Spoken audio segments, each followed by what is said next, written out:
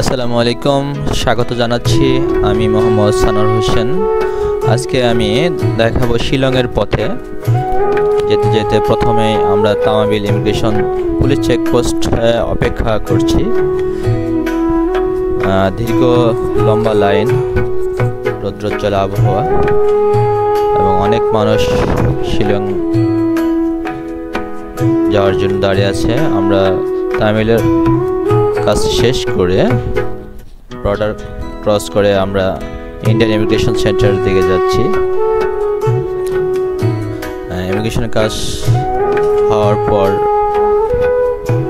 ইমিগ্রেশনের বাইরের ছবিটা দেখাচ্ছি। ওখান থেকে পরবর্তীতে আমরা একটা ছোট কার করে চলে যাচ্ছি শিলংয়ের পথে। রাস্তার পাহাড়ি দৃশ্য। প্রথম বেশ কিছু হাঁটার পরে আমরা বাংলাদেশের যে জাফলং পয়েন্টের যে নদী, পিয়ার নদী, সেই মুহূর্তের ছবি এটা। এবং পরবর্তীতে যে ঝর্ণাটি চোখে পড়ছে, এটা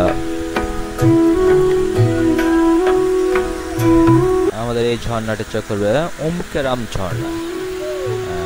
আজকের এই ভিডিওতে আমি এই পর্যন্ত দেখাবো আপনাদের।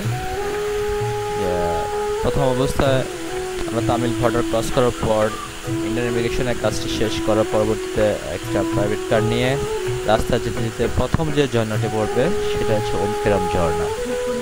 এবং খুব সুন্দর একটি ঝর্ণা, মায়াবী দৃশ্য আপনারা দেখতে পাচ্ছেন। সবাইকে আমন্ত্রণ জানাচ্ছি প্রকৃতির এই দৃশ্য দেখার জন্য। আপনারাও আসতে পারেন এই ঝর্ণাটি উপভোগ করতে। যেতে হলে টাউকি কাছে প্রথম এই ঝর্ণাটি পড়বে। ধন্যবাদ সবাইকে।